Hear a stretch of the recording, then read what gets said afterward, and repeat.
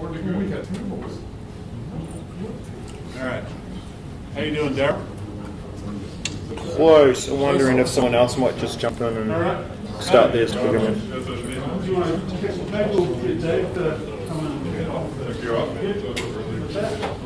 Yeah, a little time to set it up.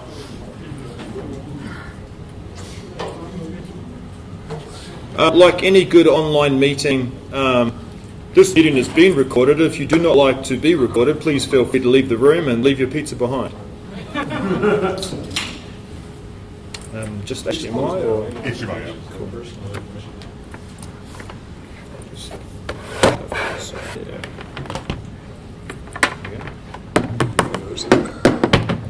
Good old Dell XPS, which is what I'm using over there.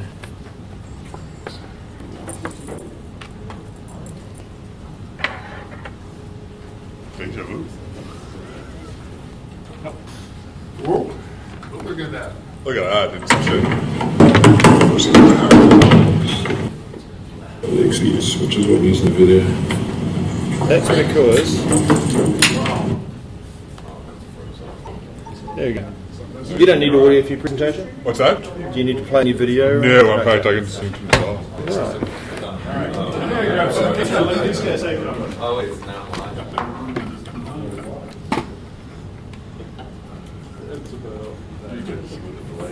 It's about 15 minutes.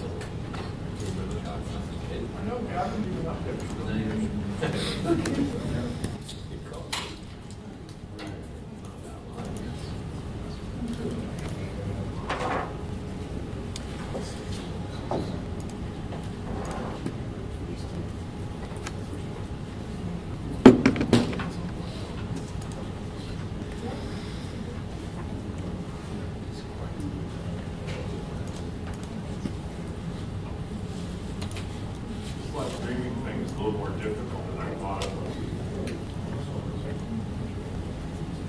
Yes. I'm doing 2 live streams at the moment. This one's going to YouTube, but what I'm going to show you is, this is live events inception, you might say. I'm capturing our presentations and all our guest presenters from here to here, out to YouTube, and when you see me get up, I'll show you just my bit on Teams live events. You good? I'm good. All right. All right. Oh, I just jumped way ahead there, didn't I? All right. We'll let everybody grab some pizza there and then get started.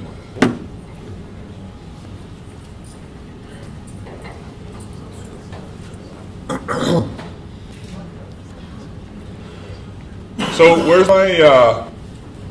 where's my government workers in the house? All right. What about Power Platform? Anyone here who has never played with Power Platform yet at all? So Power Apps, Power Flow, that kind of thing? Okay. So this presentation, I'm going to get to it here in a second once we get a few people finish off getting their pizza. But this presentation came about because I was working for a government entity in Canada, and they had an extreme fear of cloud technology, and this is kind of where this presentation came from because I beat it into them with a big giant hammer. So we'll see how that, see if any of this resonates with any of you, and we'll go from there. So just a little bit about myself. My name is David Drever. I am the Digital Workplace Services Lead at Solvera Solutions. I am an Office Apps and Services MVP. I'm very heavy in the Power Apps and Flow space as well. So who here can pronounce this word? Saskatchewan. All right, if I had a prize to give you, I'd give you a prize, but unfortunately, But I said overriders. that's worth a lot more. So I'm with the Saskatchewan SharePoint Office 365 user group. We're provincial-wide because we are so small. Our entire province is smaller than probably Seattle. So in order to do that, we actually are online, and we do all of our meetups online using WebEx. And that's just because it was donated to us. If you have any questions for me at any time, you can email me at david.drever@solvera.ca. I tweet at davidmdrever, and I blog at prairiedeveloper.com. So, what I want to cover tonight is why do we need to be concerned about security in Power Platform? Environments. What are they? Has anyone heard about environments? Okay, couple. That's good.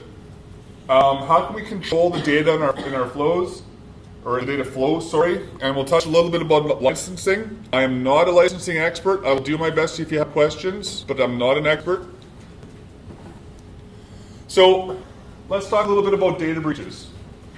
I'm not talking about somebody coming in to get your data. I'm talking about somebody inside letting your data out. So when we're thinking about data breaches here, where this presentation came from is that there's been a great deal of fear, especially I find in the government entities, about you have these tools in the cloud, they're super robust, they're super awesome, but there's some fears that go around in there. One of them is that, oh god, I got the thing go to sync. So, because Power Platform is so easy to integrate with everything else, it's really, really easy to move data around. So let's say, for instance, one of the biggest fears I've heard quite a bit is I get an email in my corporate email box.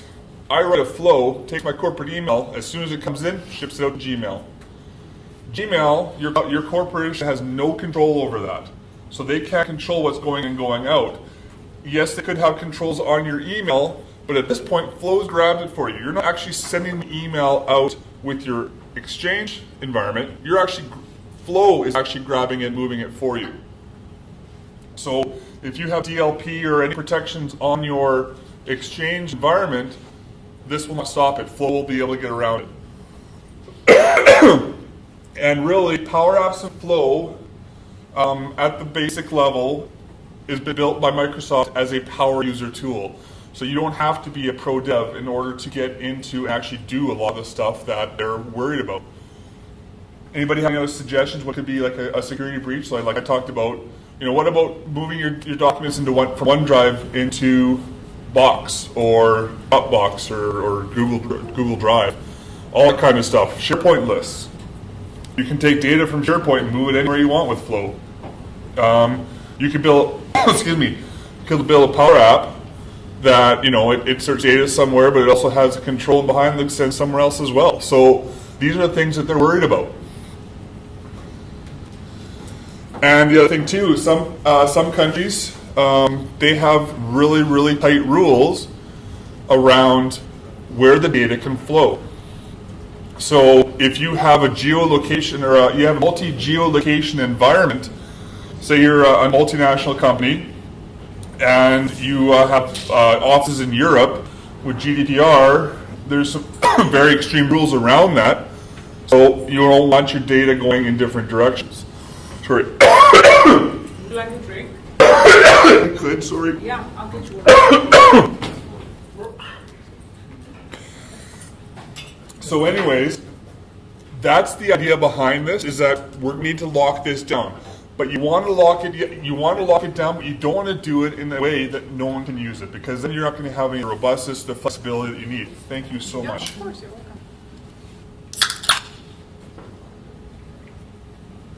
welcome. Any questions? Anybody disagree with me at all? Anybody fighting with this fear right now in your environments? Not fighting with it, but are you going to bring up AIP on top of this, or is it? So, not AIP. Yeah. I'll get into it in a little bit. There are some things we can do to secure it. AIP is outside of what I'm going to be talking about today, because AIP involves the content itself. I'm going to talk about how we can protect your environment, but still give your people the flexibility they need to do their stuff. Okay? So, let's talk about environment just a little bit here. So there's this concept within Power Platform called environments. And what they are, it's really what an environment is when you get down to it, is a form of organizing your regions in the Power Platform. And I'm talking about Power BI, or not so much Power BI, but Power App, Flow and Dynamics 365. So what an environment does, when you build an environment, you actually will limit it to one region. You can't have an environment spanning multiple regions. You can have multiple environments, but it will be limited to a region. So if you have a need to make sure that your data doesn't leave Europe, you can build an environment where all of your tools are built in that environment, and it's limited to just Europe. So the European data centers, or Germany, I don't know, is there 15, 20 regions now? I can't remember how many regions there are. So you can limit to that region. I can limit it to Canada if I needed to.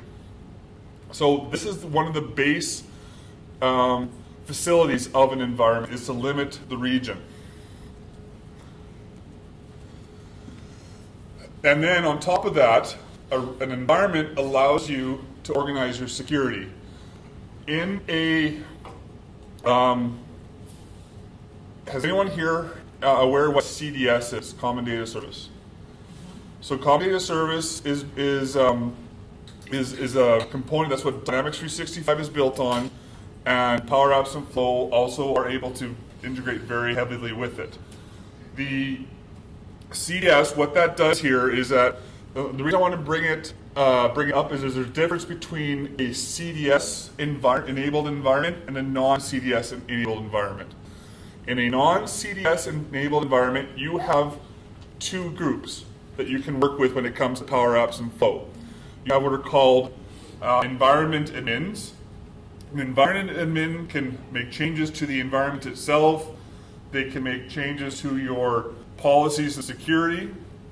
They can add and remove users. Then you have what most people are going to be put into is a environment maker. So an environment maker, they are able to make objects inside of an environment. So whether it's a Power App, whether it's a Flow, they have to be in that maker group to be able to actually do any work in there. And what this means is you can give your entire corporation a license to Power Apps and Flow, but unless they're in an environment maker group, they cannot make one. They will get there, they'll be able to go through all the steps to actually create one. As soon as they hit publish, it will fail. It will say you are not authorized to do this. So that's the first thing you can do to secure things down, is you can limit it to the people who are allowed to do it. If you want to have certain people in certain areas be able to create flows, so if you have a European team that they're able to create flows, you put them in the environment maker group in Europe, in the European environment. If you have a Canadian team, same thing.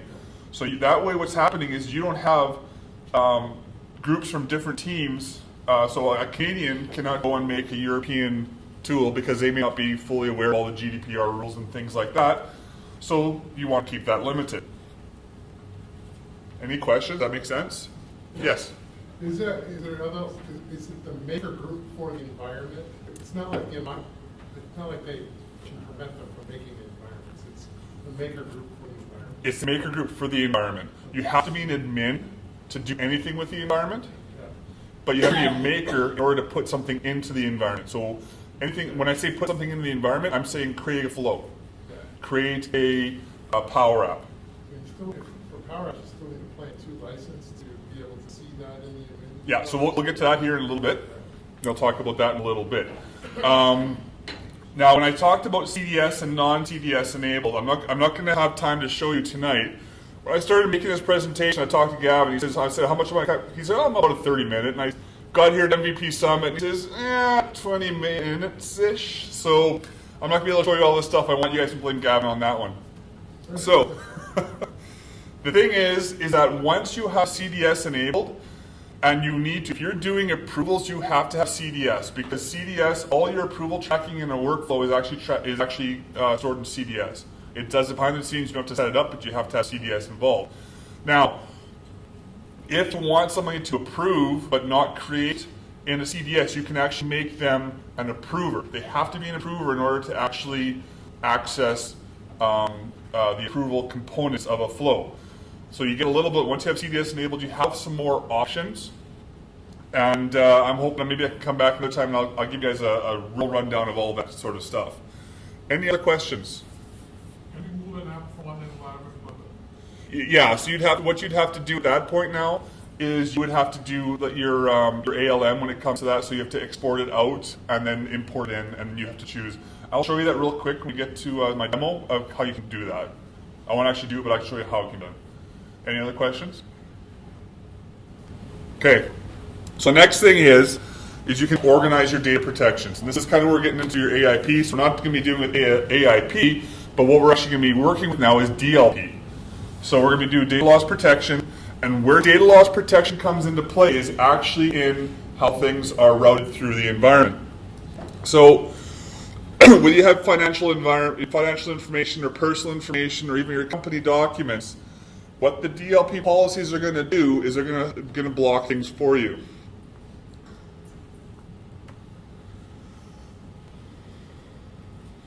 So we're going to control our data flow.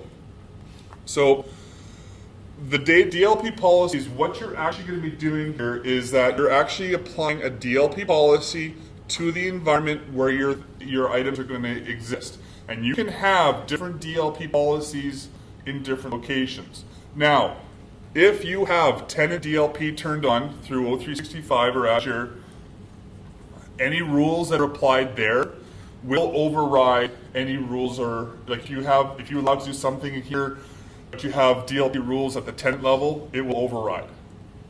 But if you don't have any DLP rules for certain things, these will step in and take care of it for you, particularly to flow and power apps. So how this works now, if you create a flow, it's just a form until you connect it to something. And what happens now, Microsoft doesn't care if you really connect to one source. What they care about when it comes to the DLP component of your environment is they care about you connecting multiple sources together. So what the idea behind the data flow controls is I'm actually saying in this environment, I cannot put a data source that's SharePoint and a data source that's Dropbox together. So if I add both of those to my Power Up or my Flow, it will break. It will not work. And that's the concept behind it. So what you need to do is when you're setting things up, you need to know, where does your business data exist? Do you have business data in SharePoint? Do you have business data in Salesforce? Do you have business data in Dynamics 365? So what you do is you're actually going to be grouping all of your business data together, because your business data you have control of. You can block permissions, you can block control in your environments. It's the stuff that you don't have access to, Gmail, a person's Dropbox, a person's personal OneDrive. You don't have that kind of control. That's what you want to separate out. Now, one of the things, and I actually brought this up, one of the things that is not defined well, so if you guys go take a look for this later on, the definition of how this actually works is in the environment's white paper. So you actually have to go digging to find it, and I'm trying to get that brought out just a little easier to find down the road. So, any questions before I move on? Any questions about this? Does that make sense? The idea of what we're trying to do is we're blocking the connections between sources. We're not actually blocking you the ability to do it. We're trying to block the ability to move the data around. So if I may, it used to be often Microsoft's approach to have default settings, connections open. In this particular scenario, whoever is implementing it is actually deciding on which data connectors that source of that. So the question was, or the comment was, is that the person who's actually setting up the environments is the one who's going to be deciding that? And the answer is yes, but I would assume you'd be doing it as a team. So you wouldn't be just having myself as a admin, I think I got stuff here, I think I got stuff here. You're going to want to do it as a team and find out where your data is. And the thing is, you can actually apply these policies to all the environments you have. You can limit it to one, or you can do some. I'm not going to show you that here in a minute. So if you have similar policies you want to apply across different environments, you can do that.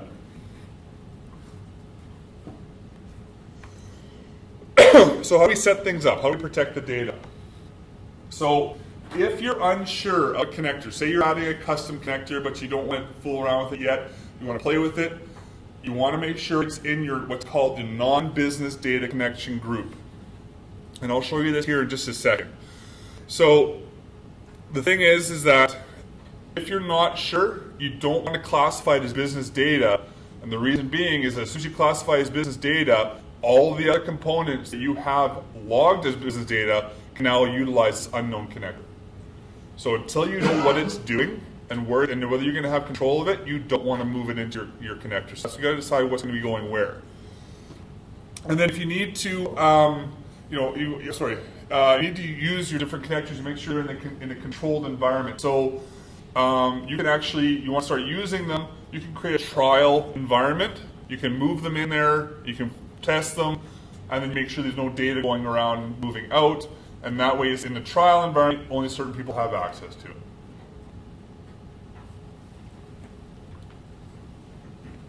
Okay, before I get into licensing, any questions?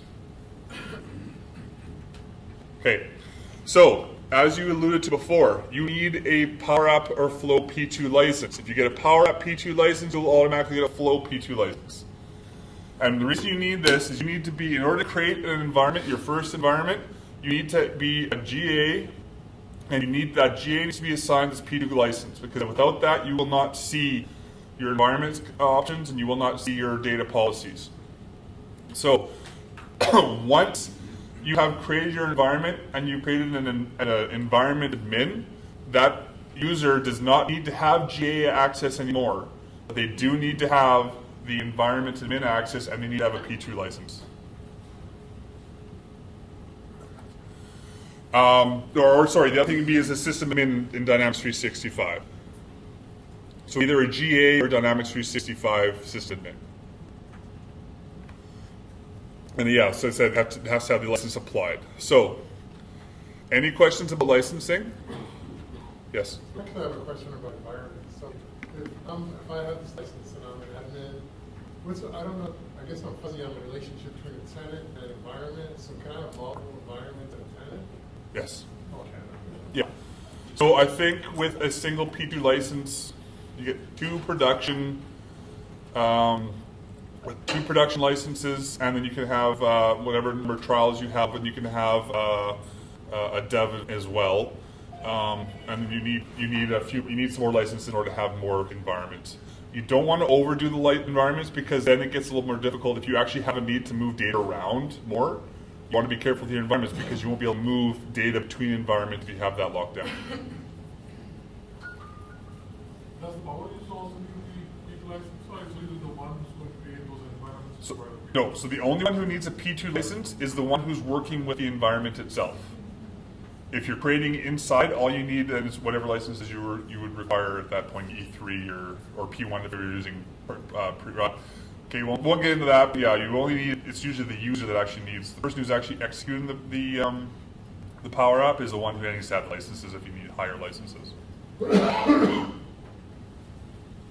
All right. So basically, if you have Dynamics 365 in the organization, you can do anything you need to do because you're already having that license. But if you do not have Dynamics, then you get to buy that. Yeah, so exactly. A Dynamics license does get you the P2 automatically, but if you don't have a Dynamics license, then you need the P2 license in Power Apps. Yeah. E5 have. E5 is not included. All right. So let's see if this works.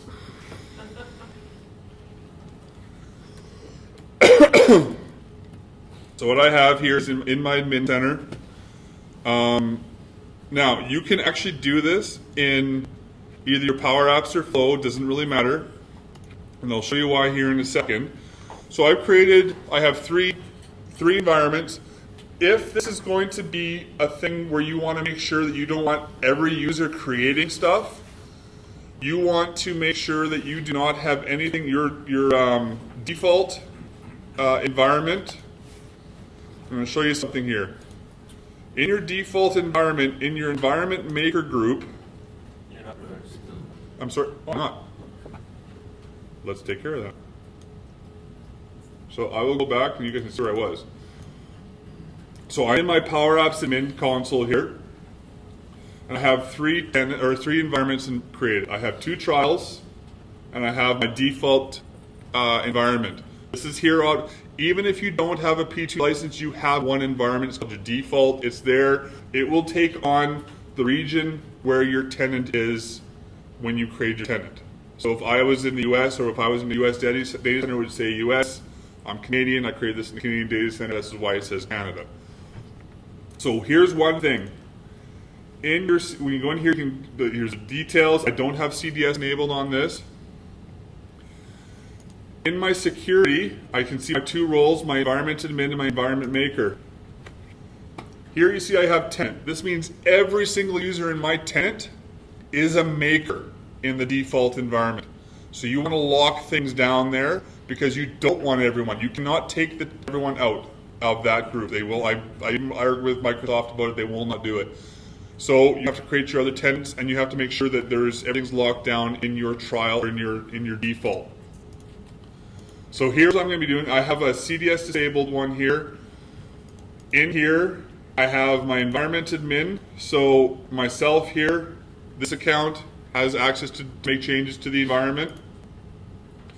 And in the environment maker, I have Owen Smith. Now, as an admin, I'm automatically a maker as well. And then here in resources, I can actually see what apps do I have created. I don't have any created yet. And I don't have any flows. It says working on it, but there's nothing there. So what I'm going to do here is I'm going to go to data policies. I want to create a data policy. I've created one already because sometimes the timing isn't conducive for a quick talk here, and I think probably going long already. I apologize to everyone who's after me. So I have the option to do all environments, any selected, so I can do any of the three that I have created already. Or I can do it all of them except one of the ones. So in this case, I want to apply a DLP policy to my CDS disabled environment. Click continue, and you can see here right now, I have no business data allowed. Now, this is misleading. It says no business data allowed, but because everything's in there, all the data can move through because I have not separated anything out. So what I want to do is I'm going to say my business data exists in SharePoint, it exists in OneDrive for Business, it exists in Dynamics 365. And just for the heck of it, I'm going to say it's in Twitter too. So I've now added these connectors. So what this means now is if I create a Flow or Power app that has connection between any of these four, it'll work. But then I realized I'm not very smart. I don't want Twitter in there, so I'm going to pull Twitter out. So, David, if I may, there's Yeah. no business data allowed. It's like a library to pull out of existing connectors. Right. Okay. So exactly. So these are all possible connectors that exist right now. And if you had a custom connector, you'd be able to see it here as well. So what I'm saying, I'm not saying there's no business data allowed here. I'm saying effectively what I'm saying is I don't have any business data here. I don't want any business data here. I want my business data in these connections up here. So we're going to call this demo policy. We're going to save it. So now I'm going to go to flows. I'm going to create a new flow. I'm just going to do a simple one. We're connected to a SharePoint list because we said SharePoint's where my data is. And I'm going to go to my one site here, and I'm going to grab the one list I got. So when an item is added, I want to send out a tweet about that item because I really like my items. So we're going to add a Twitter connector, and we're going to send a tweet. So check out my awesome, spell a little bit. Check out my awesome item.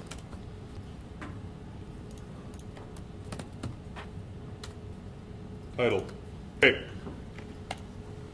So I'm going to say, give it a name. Okay. I'm going to save this. And I can't. So what it says here is that your flow is created, but is currently suspended since it uses a combination of connectors that conflict with company data policies. So I've actually went and actually created, so it means I can actually make changes to it, but I can't do anything with it. So if I was to go back to my flow view it's suspended.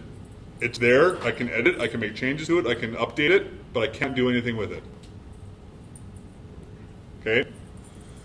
I'm not going to go any farther here. There's some other people who have some great presentations here afterwards. I'm going to stick around if you guys have any questions afterwards. The biggest thing here is that one thing I want you guys to know, if you have a flow that exists before you apply the policy, it will not stop it. If you save it after you've applied the policy, then it will suspend that flow or that power up. But if it existed before you create it, it will not suspend existing power ups or flows.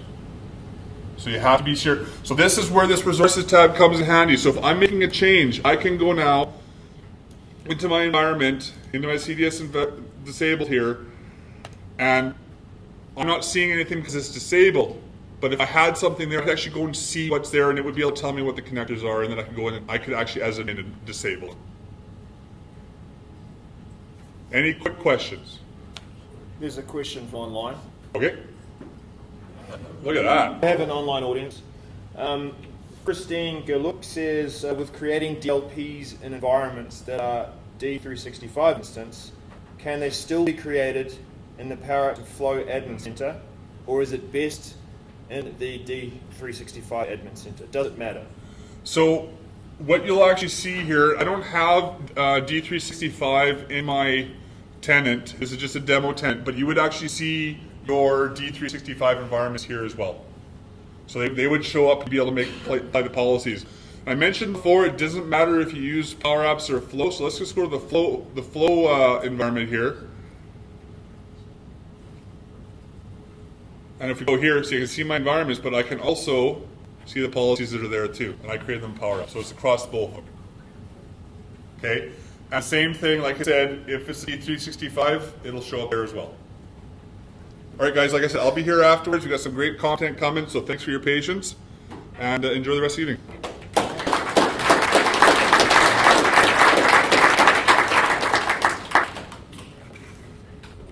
All right. Thank you.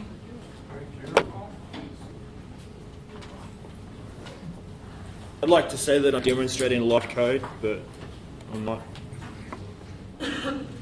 What I am demonstrating is something that I discover as I go, and there are a few things that have changed for me. So, oh yeah, intermission. Feel free to get any pizza while you're waiting. Is it? Ah.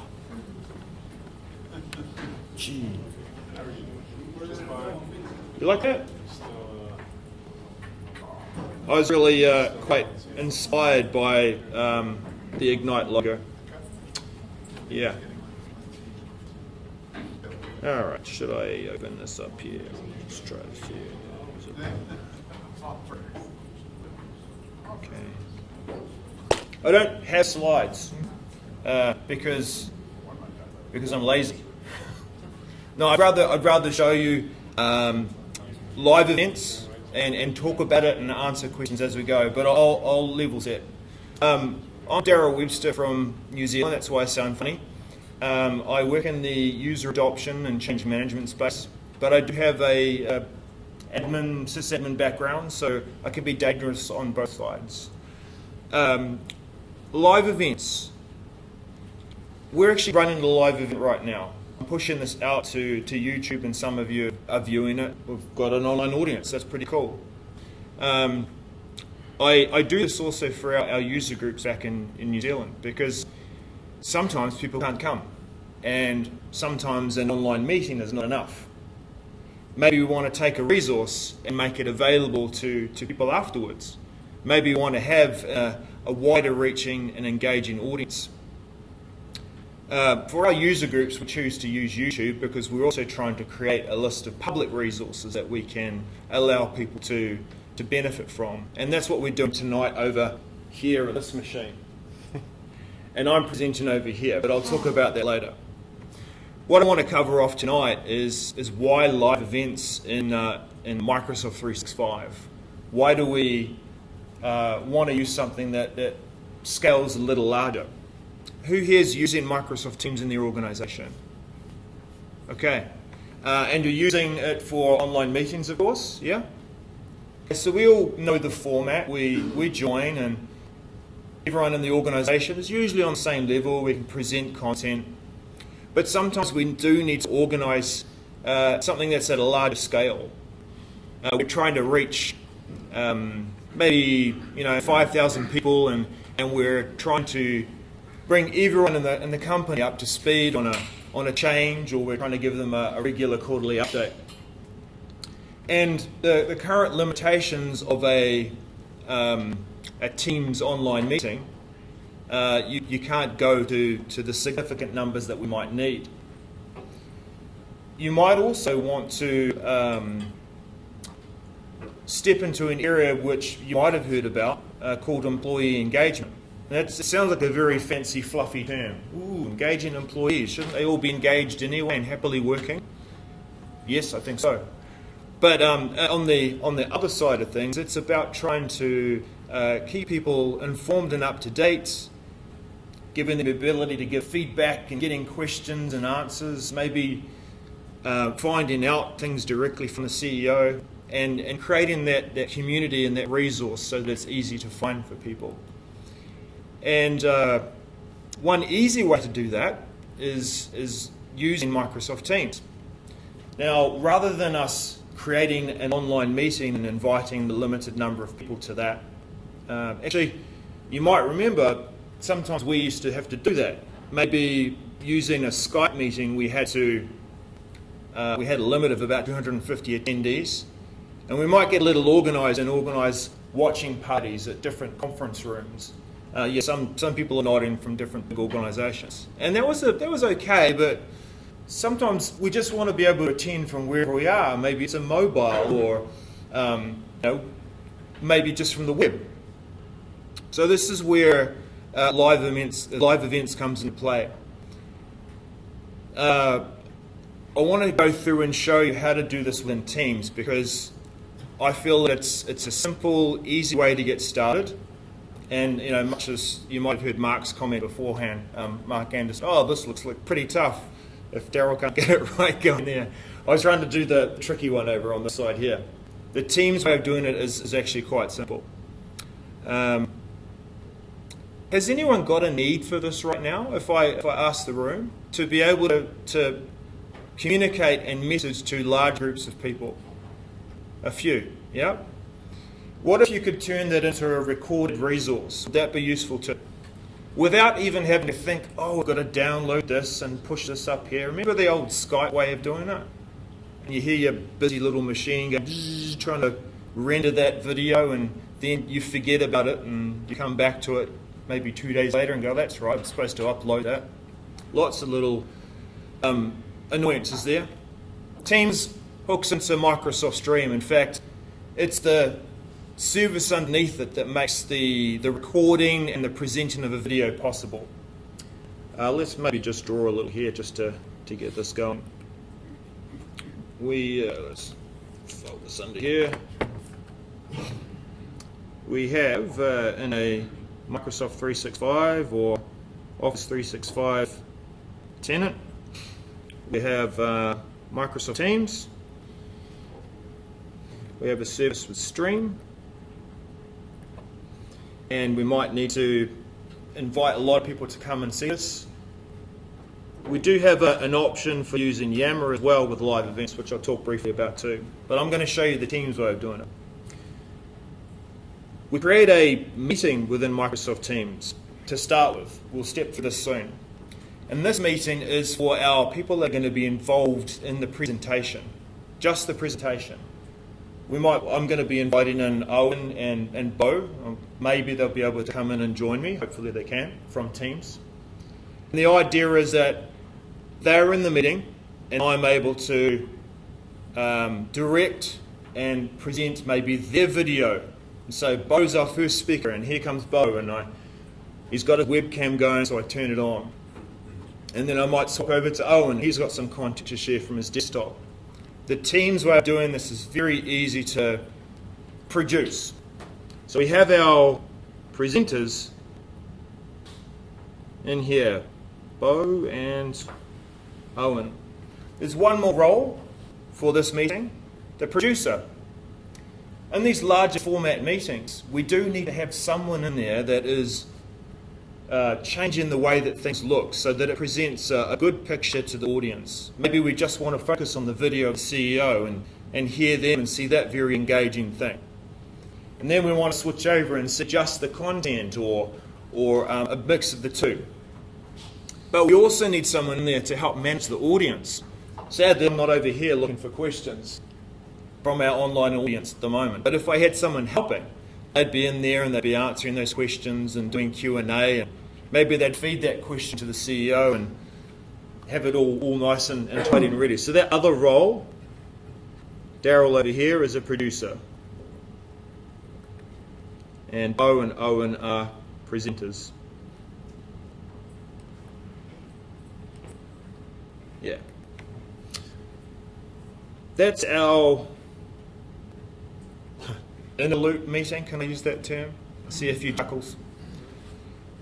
It's our bubble for where we want to produce from this meeting, and then we're going to push that content out so that 10,000 people can go and see it. And so we're going to join this meeting shortly. And once we're ready, and we've got all our scene all set up, and we're going to get ready to push the first scene of video and perhaps someone's shared desktop, then we go live and we push it to the stream service.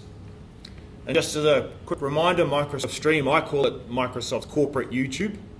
Probably shouldn't say it, but anyway, the concept is easy to understand. It's about trying to create a library of and channels of video content that you can use and learn and share from and communicate with in a big way. And I see it as a very useful resource for sharing training videos and communicating at scale.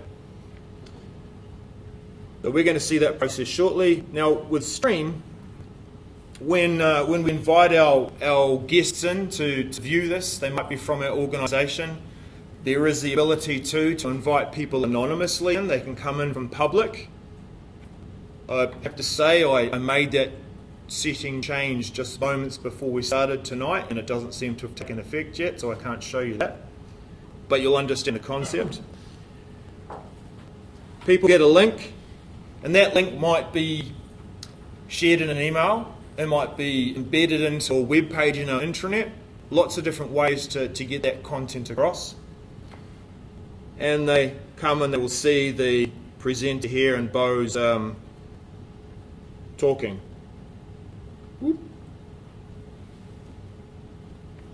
And then we might switch over that scene to have Bo here, and then our slide deck over here. I wanted to be able to show you how to do the public live way of doing this, because then you as a user group could use the same process and invite people to these live events. Today we're using YouTube, but you could use Microsoft Stream. So we will get it going. So going back to using the keyboard.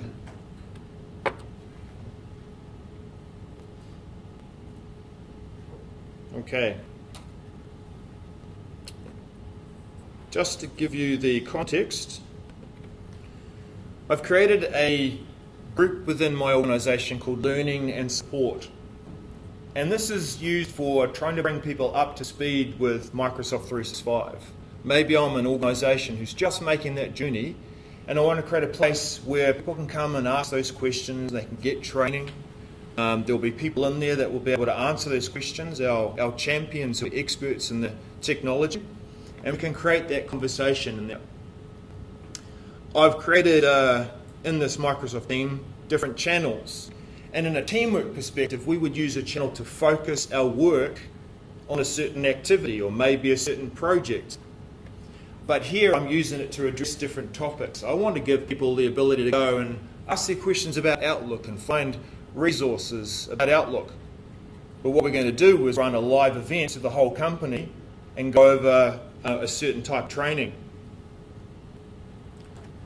Now, the great thing about creating a live event and keeping it in a channel is that conversation persists. It's always there. When you run this out in a Skype for Business meeting or some other platform, you might be able to go back and see that video for 24 hours or whatever you've paid for your subscription, but here in a team, the conversation persists. It's there, it's alongside the content that we're going to present and record. You can take that content, and what we're going to do is also show you a demonstration of how I might embed that into a web page so that it continues to live on as a really good resource to bring your people along this journey. Now, I'll just step through some of the process of creating a live event, and then I'll switch over to using one that we've already set up. There are different ways to create meetings in Teams, as some of you know and have experienced. When I go to the Meetings app on this toolbar here, I can schedule a meeting. And one that is a little obscure, it sort of appeared partway through last year when it was still in preview.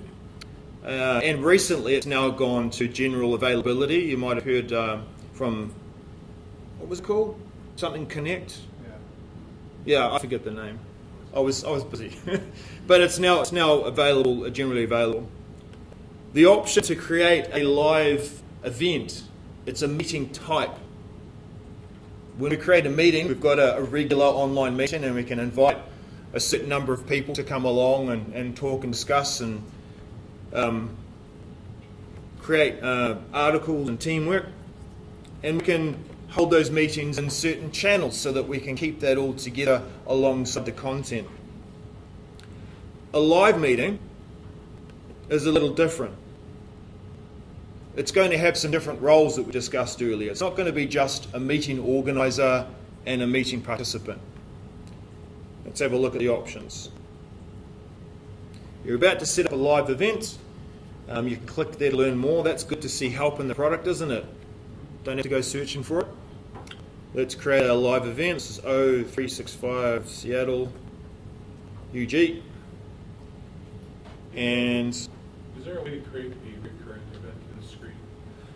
no, there isn't. And I'll tell you why. When we are creating a live event, we're creating a unique code that's going to create a recording. And there's not a match at this stage for being able to create that recurring ability. Yeah. Good question though. We can, I don't have any buildings or room resources to show you, but when we change the location here, it doesn't mean it's not going to be a live event anymore. Maybe we're going to book one of the largest meeting rooms or a hall that we have, and we want to let people attend in person, but also attend online. So we can choose the location there too. Set up a date and time, of course the time zone as well. And this is where we start to talk about roles over on the right hand side. I'm in the producer role. This means that I'm going to see the controls to be able to change the live event and direct what people are going to see in that live event. I want to invite a couple of presenters as well, because I really don't multitask very well, as you've seen earlier. So I'm going to invite Owen and, whoops. That's right, there is this quirky thing that I noticed earlier. Because Owen and Bo are guests in my tenant, and they're not employees, I can't select them in here unless I do this different order of events. So let's go over to the event that I've already created. Actually, no, we'll go to here first and then we'll go to the event that I've already created. We've set up the meeting title, we've invited our presenters, we've set the time. This next screen talks about who we want to enable to see the event. And in our first option, we might want to restrict this right down to a set number of people or a set team or group. Could be something, secret squirrel, but that's that option, to be quite restricted. Org-wide, as it suggests, allows anyone in the organisation to attend the event. It's still going to rely on you proving that you are someone from the organisation. This greyed out option is the one that I had hoped to get going before the presentation. There's a policy involved in that one. You want to switch something on in our admin centre. go over to, there we go. We're in my 365 Admin Center. Go on down to the Teams panel, sign in and do all the MFA stuff.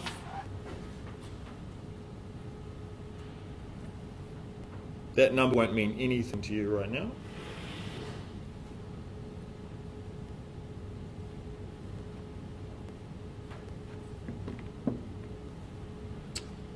Yeah, okay.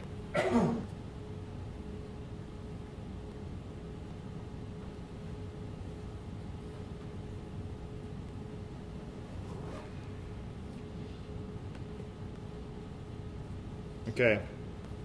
And because a live event is a meeting, this is where we adjust the policies for those meetings. Live event policies. There is a default policy that you can set for all people, but if you just want to restrict it to internal comms to be able to create live events, then you can create different settings around that, different groups of people.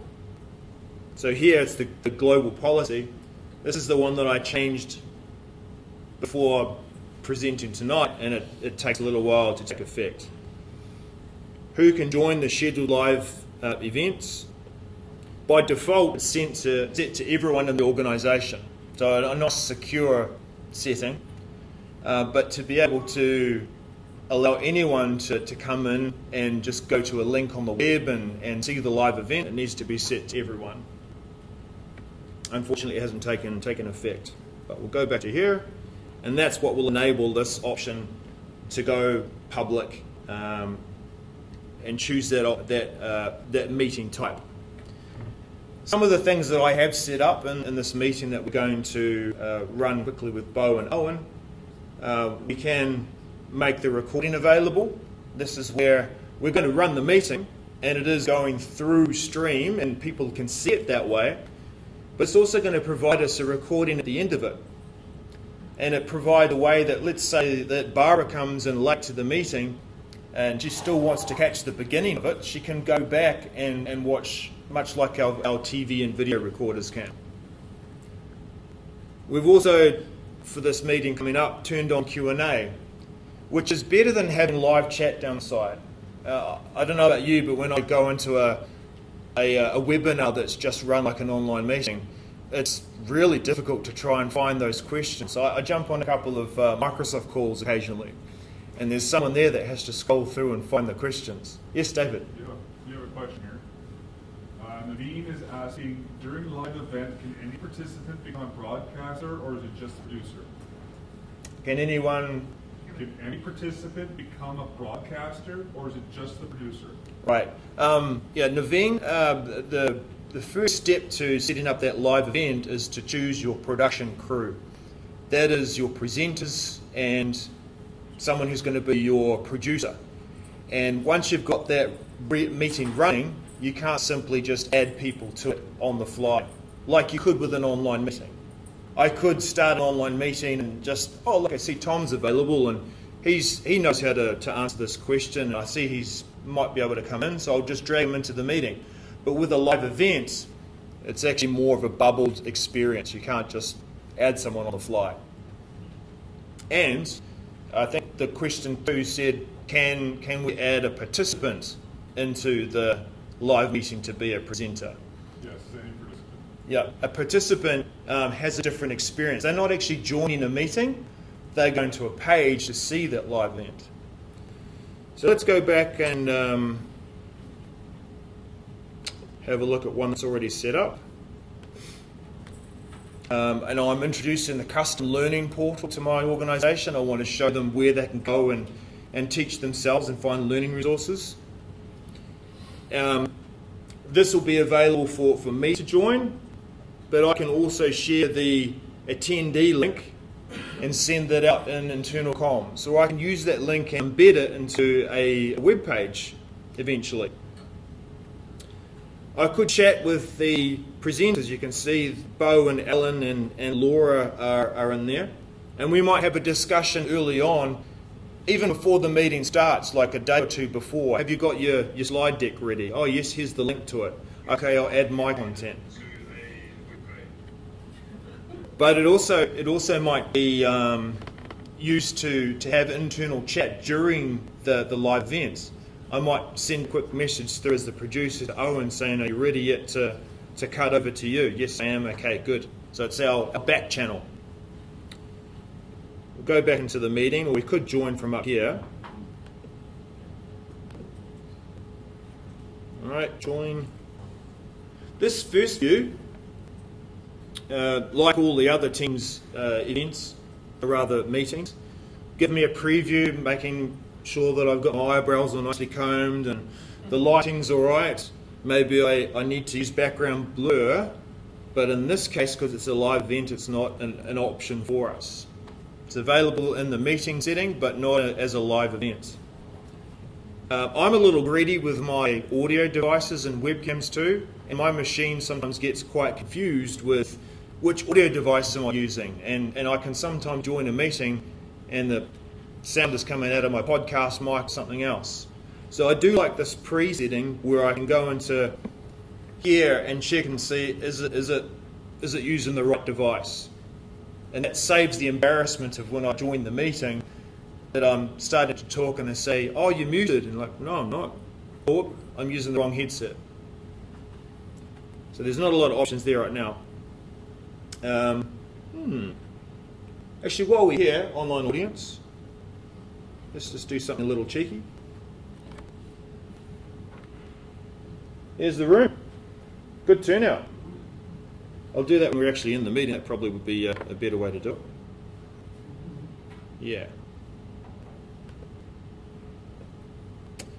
All right, now we're joining muted. That's okay. There is this other link too that I could join just to check and see the attendee experience. Yes, question. Yes, actually, maybe you have already responded to that. Is it possible to have a dial-in number with Teams or not? It is a service that is part of the E5 subscription and something you can add to your Teams capability. So you could dial into that meeting. To be honest, I haven't used it in the live event scenario. I'm assuming that it isn't available yet. Yes? I can actually answer that. Okay. Teams event last week, we were told by a Microsoft employee that there's no dial-in number for the live events. Right. And that for us is a hurdle. So that Yeah. might be wise because if Mike decides not to do an event, then you will get a call. Yes, exactly, yeah. Now, I'm sure that there's a roadmap for trying to bring it up to parity with some other competing products, and it is a really good use case that someone needs to dial in, but they don't necessarily have Teams and are not ready to participate to that level. All right, we'll go ahead and join. Owen and Bo, have you already joined, potentially? Says live event not started. All right, yeah. I joined, but it's in pre-live. All right, now Bo's trying to join from his mobile as a presenter. Owen's joining from his Surface Book. And I learned half an hour ago that you actually can't join and have a presenter experience from your mobile yet, sadly. Now, has anyone gone to that level with Microsoft Teams and just a regular online meeting? Have you presented from your mobile? No one? It's a really cool way to do mobile training. That Owen there with your camera facing towards me? Yeah. If you're just joining a regular Teams meeting, not a live event, it's a great way to be able to share the screen on mobile and take people through app training on your phone. There's also a great mode which I had hoped to show you with live events. It's called Partner Device. I can join the meeting from my desktop and my phone. And what that will allow me to do is, right, I'm here and I'm hello, right, now I'm going to take you over and take you to show you the sculpture over here in the room, and I switch over to my phone and I go, right, so what do you think? What sort of work does it need? And I can actually almost transfer the meeting to this device here. Sadly, that's not available in live events yet either. Anyway, we're at the stage where we are just organising our content. We have Owen, who has joined, presenter, and myself here. On the left-hand side, we've got what we'd like to just get ready before it goes live, and then what is going to be live. I've got two types of scenes available down here. And I shared a app Good. All right. Thank you. And I'll use that to Nice push job, that. Owen. On the left-hand side, we've got two scenes, full screen of whatever content I'm going to choose. I could choose, I'm going to present Owen's camera. And that's going to appear there. There you go, it's caught up. Or maybe just Owen's desktop. Okay, so I can switch and make the focus just Owen, and he's given a big speech, or maybe just content. I've also got this second scene where I can have something here and something on the other side. So I've got Owen's content on one side, right? And then I can select over on this side and choose Owen's webcam. Or maybe Owen has someone else in his team that's going to present while he controls the content on his desktop.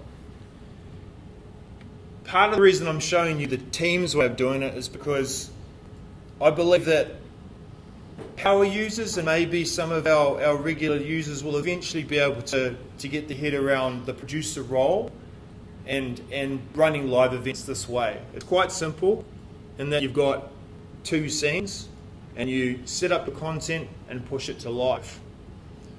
I'm also really interested in this other crazy method over here. I'm using some free software called OBS that gamers like to use, and I can create all sorts of different scenes. If you want to ask me about that later, feel free to. All right, so we've got our content. Let's put Owen here too as well. Thank you, Owen. And that's what I'm getting ready to send to live. Now, I'm not actually running that yet. Unmute, dismiss, okay. Got the option to send to live. I don't have perms to join the event. Say it again. I don't feel the love. You need permission to join this live event. Sorry, you need to have my app again. Okay.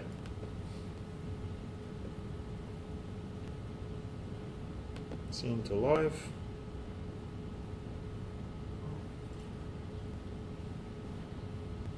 And now we can start. Now this is just giving you a quick warning. If you haven't done a live event before, what's happening back over here with our drawing is that we're creating a meeting content in production over here, and it gets sent to stream. And from stream, it then goes out to our audience wherever they are in the world, whatever device. There is a delay here as it goes to stream, and then what our audience will see. And this is something to keep in mind when you start to take Q&A, because you'll see questions pop up in the chat that are actually referencing something that you talked about 30 seconds ago. So a good method is to just stop occasionally and just go through the questions in Q&A, and your producer will help and tell you the questions what they might be, and you'll just address them that way. And yeah, good way to manage it. All right, let's continue. Pushing to live. Okay, we wouldn't really necessarily open with a screen with content. It would probably be a good thing to just have Owen saying welcome and a much more friendly face than Excel. Sorry, no offense to the subject, but we'll go over here and change up the scene. So what we have over on the right is our live content, and our organisation, our people can join that from there. If we were able to show you public events tonight, then they could join from a web page and see that content from there anonymously. Over on the left-hand side, I can change up what we want the audience to see again. So we'll change the scene. We'll go back to just single content. And I'm going to get ready to push just Owen's lovely face here to talk about things in a bit more detail. Right, so Owen's talked about his content, now he's rounding out his presentation, and we'll send that to live. And it cuts over to Owen. And then I might get my scene ready over here again, and if Bo was able to present from his mobile, then I'd have his video to be able to add to that scene there too. And maybe I'll just go over here and change that. and send that to live. And now it's me presenting, and I'm the person that the audience sees. Now, while that's underway, we could be chatting to the production team and saying, "Hey, Bo, are you ready to go live?" Yes, I am. Good, and I can do that sort of thing as producer. But I've also got another tab here for Q&A. And as a producer, I can go in here and I can vet these questions and mark them about whether I want to have them answered or not. Yes, David. Christine Galuk has a question. Is there any difference of creating a live event directly in Stream versus a Microsoft Teams live event, even if you add Stream as a Teams tab? Right, the difference with where you start to create the event is really what kind of experience do you want to have as a producer, and what kind of experience you want your people to have. I'm showing you the simplest way to create a live event because there's only 2 scenes, and we choose to push video or a combination of content. When we start or create a live event and stream, we have to use a third-party encoder over here, which is a bit more involved in setting it up. But it gives you a lot of options to be able to set up different scenes, to even be able to push pre-recorded video. You can do very, very professional productions from there. And of course, using the protocol that's available with that type of event, you could be pushing from very professional equipment such as a TV station. The third option that we only briefly mentioned, but it's starting your live event from Yammer, will give you the ability to have your conversation in Yammer and the live event alongside each other. So you've got a nice landing page, you've got the content that you can start to discuss before, during, and after, and people can attend from the Yammer app as well. Yeah, back to our Q&A, just briefly mention that off. So I've got, okay, I like that question, I could publish it, and that will make that question available to everyone who's joining in the live event. Start to wrap this up. Let's end the live event. Thanks everyone for tuning up, and we'll end that. You can't restart it at this stage, so just be mindful of that. The live event is ended, and it's just a meeting now that I will leave as a producer. It will take a little while, but that video, because it's being presented from Stream, will actually become a nice recording that I can take and embed into a nice SharePoint web page, create maybe a wrap-up of what that event was all about. But I'll just finish off with this just to summarise why live events, because it helps us extend our reach. People have less and less time to consume information, and they like to be able to watch video, get interactive and ask questions as you go. And with the power of Stream, you can also search for content inside that video. You've probably seen demonstrations of that before. Stream will use some cognitive services to go through and create a transcript, and it will also recognise faces. So if I'm only interested in when Owen spoke, someone told me Owen had this great quote, so I'll search for that and it will jump straight to there. And that's really useful. I've got tons of other stuff to show you, but one more question. Yeah, so did I miss it? So Stream now allows you to create videos that are available by the anonymous public? Only when they're currently playing. So a lot of people want Stream to be a video library that I can share publicly. Here you go, check this video out. It will only run as a service that someone from outside of our organisation can watch the live video, but they won't be able to see it after the event. It's not shared publicly as a recording. Is that on the roadmap? I think it is, but I don't know the dates. What I do know is the current workaround, you can download that file and put it wherever you need it to be. Sure, put it to YouTube. Yeah. Captions available? Captions are available. It is currently a feature of the E5 license, or if you add that capability. We're starting, and I don't want to get myself in trouble here, but we're starting to see some of those core asks of the service become standard features of even the E3. I think that one might actually be one of them that's become an E3 capability. I want to hand it over to our next speaker, but feel free to come up and ask me a bit more about live events afterwards.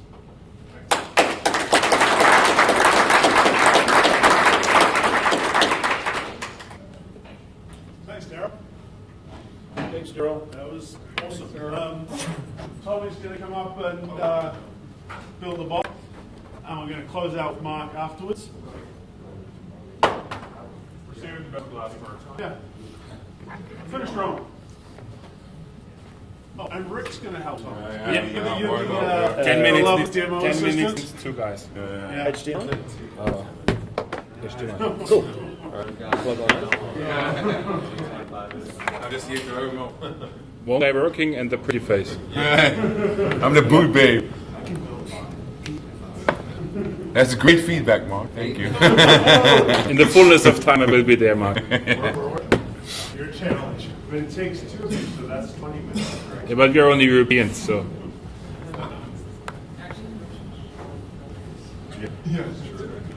All right. Then let's start.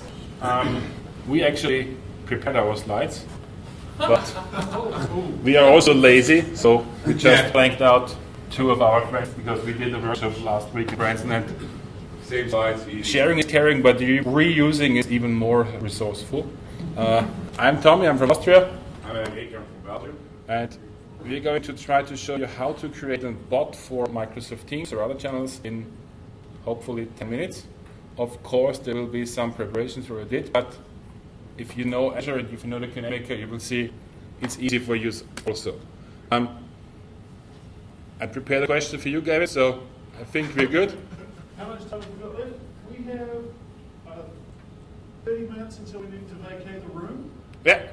So and go to the boardwalk. So no- 10 minutes for you. perfect. The thing we will show you is like something built on the Azure Bot Framework, using a service called from the Cognitive Services Toolkit Q&A Maker. Who's heard of it? By the way, no. Good people. Perfect. And then we're going to surface the whole thing in Microsoft Teams. Anybody in the room working with Skype for Business? Yeah. Yeah. Sorry. Because the new thing is Teams. It's not my fault. Some building over here. Okay. Long building. And now the rest of the time we will be showing the code. We will share the presentation because everything we click through will be in slides in the PowerPoint, but I'd rather show the thing live, unless you love PowerPoint, because I don't. So creating a bot is very easy. You just need to open up Visual Studio. Open up Visual Studio, then you go to line 68. On 68 you type card.activity, wait, no. But that's not what we're going to do, okay? It's just a little bit of a fake. What we're actually going to do is we open up a page called QAMaker.ai. It's a cognitive service working on Azure, and it's a really neat service because, as it says here, from FAQ to bot in minutes. So let's try with 10 minutes.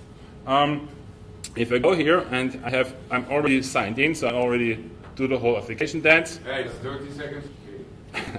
And then I create a new knowledge base. So step 1 would be creating an Azure service that surfaces the scenes, behind the scenes something. I already connected it. It would be another minute for me to do that. So I'm just starting with something new. That's just actually creating like a key that's tied to your subscription. So Microsoft knows that you're using it and not something else. So I'm reusing that. And then I start with a name for my knowledge base. Here you can choose if you want to create your own knowledge base. You will see it as like an Excel format, question and answers. Or you can point the service to an existing public available FAQ on your web page, for example, and the system will pull in the question and answers. Or you will be able to upload a Word document or a PDF. There is assistance, data sources for the QAMaker content. There are some examples how FAQ can be set up so the service automatically grabs them. And there's also an API, so you can use your own content to be pushed to the service. We will release a SharePoint connection with API in the next couple of weeks, so the business... Sorry? We the community thing. Yeah, open source, you can reuse it. PDF files, basically everything is structured in a way that you say question and answer. But we're gonna stick with the simple thing. Don't use it. Then there is the option of chit chat. So you don't start with an empty base. You start with like 100 phrases. The bot already is capable of answering, like what is your age, who are you, who is your maker. Then you can choose between different types of characters of your bot. We're going, it's a community thing, we're going with comic, of course. And now I create my knowledge base. This is the Azure way of working on it from SharePoint.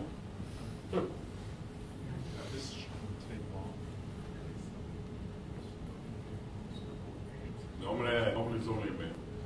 That's okay. Oh, there we go. And then you see pre-filled already some questions and answers from the service. So we will add our own question. Yeah, that's kind of the Alexa thing. So the chit chat is the Alexa thing, so you can always ask it questions and it knows the basic understanding of. So now you need knowledge managers again first to help you come up with domain models. Yeah. I'm in business. As we are in Seattle, I ask for who should win the next Super Bowl and give the proper answer. I then save and train my model. Yeah, what we call football is something different, but we're not going to talk about this right now. Because we use our feet while playing football, you know? And we don't wear a helmet either. Now I can test here.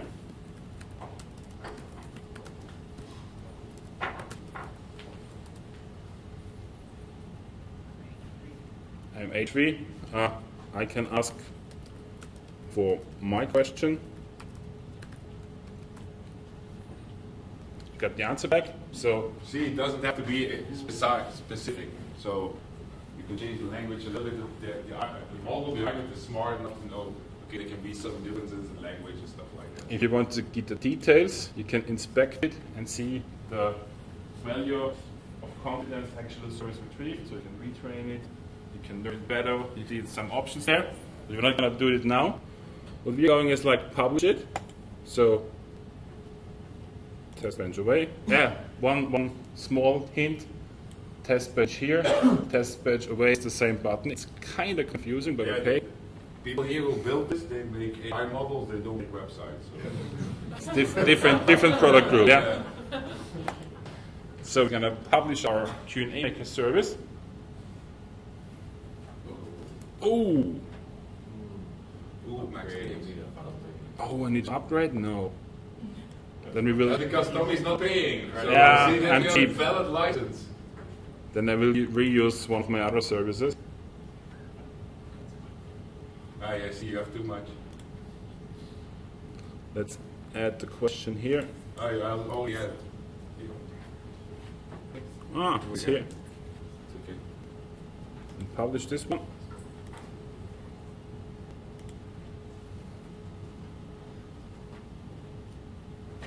Let's see if this is working. Should work. There we go. Okay, so my service is now published. And now switch my account because I use a different account for my Azure tenant.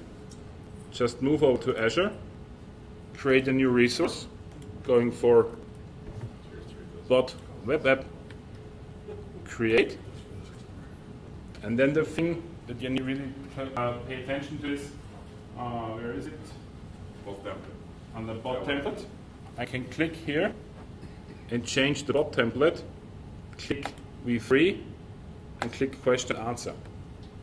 And this will use a template that you can already connect with just adding 3 lines of settings here with your existing Dynamica service. That's all you need to do, no single line of code.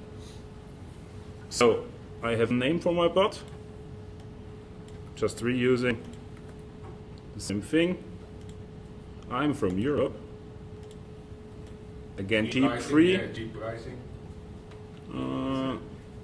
All good, all good, all good. Yeah, I think you're gonna have like the F0 is 10,000 messages, so the bot can go 10,000 times between you and bot. a day, I guess, for free. And then when you reach a certain, when you go higher, then you have to go. But it's not like you ask a question, the bot answers, it's not like 2 messages. It's like 4, 5, 6 messages. So after you reach your limit, you have to find a real friend. Yeah, then you, somebody who has an Azure subscription actually has money, or a credit card. Or just use a different account then. So we await for the bot to be deployed. The important part is the bot. The bot isn't the intelligent thing here. The intelligent thing is the QNAMaker service. The bot is just like a new user interface for the QNAMaker service. I can use the translation service, I can use cognitive services like custom vision AI for detecting different pictures. It's all on the cognitive side. The bot is just a service here. So the bot doesn't have the intelligent part in it. If you can use a simple echo bot, it will just echo back what you enter. That's kind of what we see in the market or from our workshops, that people sometimes mix up that the bot is the intelligent part. The bot is just the UI. Bot is just the web app, and the UI, the intelligent services come from one else, and you can combine those, and you can have adding translation, adding multiple stuff in one bot. So that would have in this interface, I'm sure, that complexity of Yeah. having to. You would have. We just created one service, one bot, and we would actually create one bot and 15 different services. So you can create a bot and then keep adding to it afterwards. You don't have to have first the translation, the cognitive. No. You could test it with one language and then see, okay, maybe make the bot just Q&A bot, that's stupid bot, as you might say, and then make it smarter. But you do need Azure services included to do this in the office. No, you need Azure Talent. So you get an Azure service with your office there. Every Office 365 tenant has an Azure Talent already. Business Premium subscription? We didn't say you get any money in it, but you get an Azure Talent. But do you know about Business Premium? Yeah, normally there's an Active Directory attached Yeah, there to is, it. Business Premium also. Okay, our bot is now deployed. So we can go over here See it. Yeah. I just configure it for. to application settings. And Now then the bot's alive, but the bot still has no idea about the Q&A we made. So Tommy just has to tell the bot. yeah, but based on the template we choose, it's already here.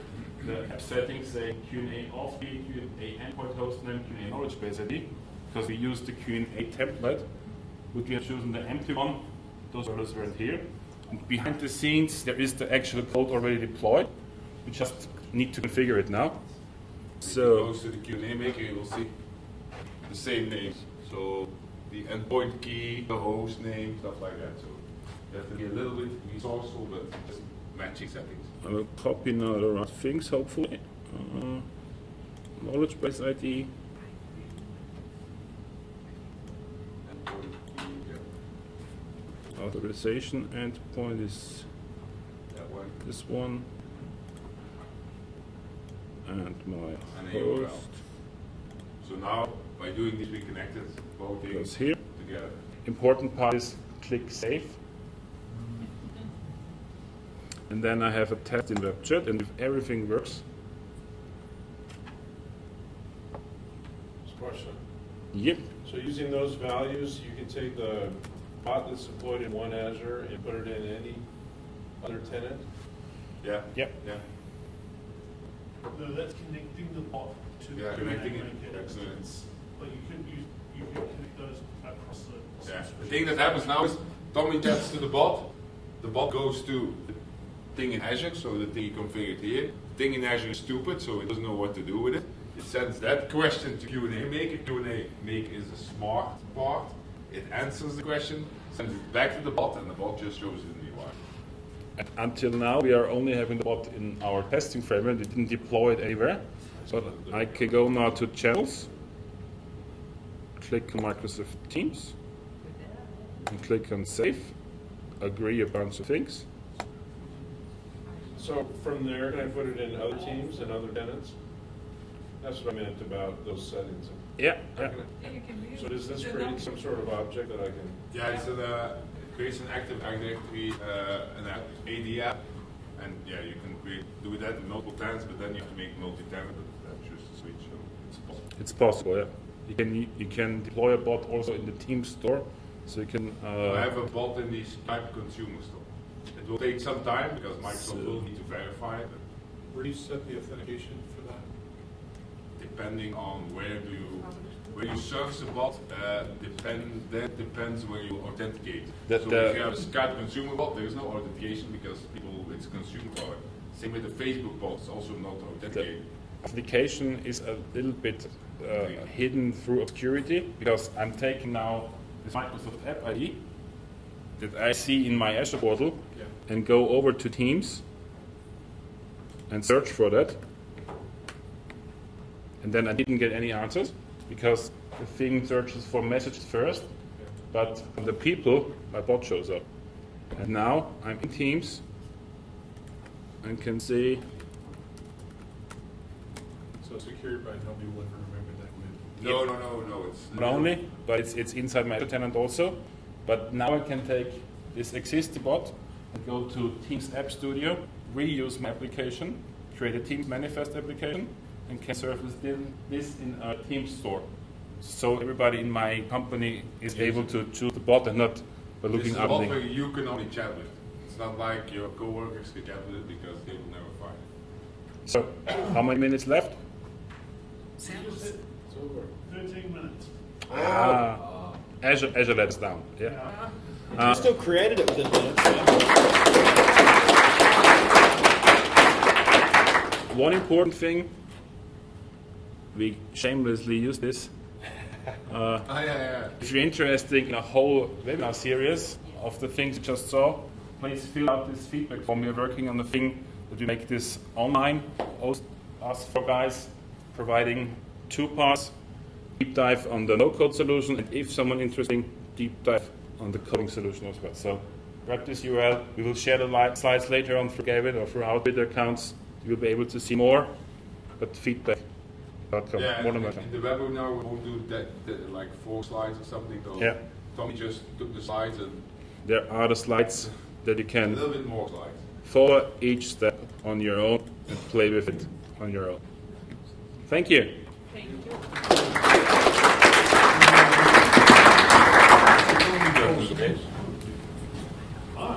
Sure. Yeah.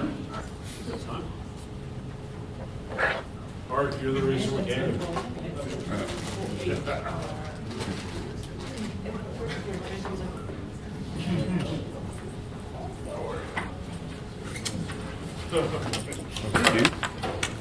How's it going? Good. Sorry for taking over time. No problem. No, you don't know this guy. All right. Oh, that's something else.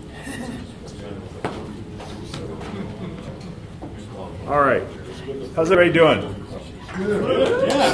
Still here? All right. So I'm going to be talking about content types in the modern world at the SharePoint conference in Vegas. So this is like I'm workshopping it with you guys, right? Because I don't really know what I want to say yet, so I'm going to see what works, okay? So one of the biggest challenges to me as we're moving from classic to modern is that we have a different way of thinking about information architecture in general and content types specifically. So, typically, that works, right? Typically, we've got this sort of, I always use this sort of giant pyramid view, right? We often will have an intranet that's got a lot of content types either defined at the top or maybe in departments or offices or something so that we can use it in a sort of pervasive manner, right? We define a contract at the root, and then we can have a contract in any document library and any site in our intranet. So that's been sort of the traditional way we've thought about it. Maybe in the content type hub? What's that? Maybe in the hub content type hub? Well, that's one of the options, right? So, we're sort of used to thinking about, and this is just another view of the same idea, but, sort of that pyramid kind of view. But in the modern world, we're starting to think about a very flat topology. And each one of those sites is now a site collection. So if we create site collections if we create content types in any one of those site collections, they live right there, right? So we can't do much sharing. So we have to rethink our information architecture to some level. How many of you are in Modern on Office 365? We're in Seattle, so pretty much everybody has to be, right? By state law. Right? State law. So is anybody still on classic SharePoint? Okay, so you've got this sort of migration either in place or, you know, to Office 365 or something coming, even if you go to SharePoint 2019. You're going to go to this more flat topology. You may have some hub sites. You may, you know, you're going to rethink how your sites relate to each other, and that has a huge impact on your information architecture.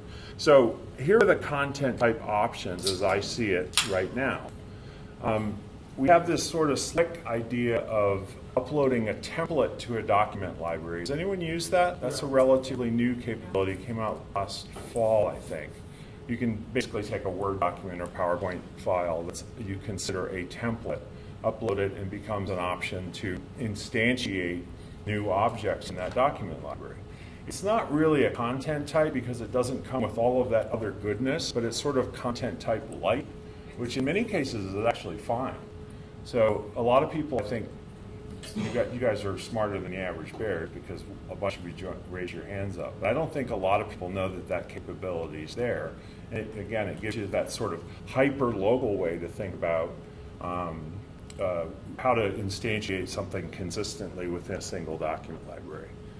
Then we have per site content types, right? So in any one of those new sites that we create, you know, an HR site, a project site, or whatever, we can create content types that we want to use in that particular site collection. It's really a site collection. We call them modern sites. And it's available just in that location, right? So not at the top of the pyramid like we used to do, only in that one particular site. So for instance, if you're in your HR site and you decide you want to have a content type called benefits document, maybe that's fine because you're not going to use it anywhere else in your intranet or anywhere else in your modern sites. So that isolation of that piece of information architecture is okay, right?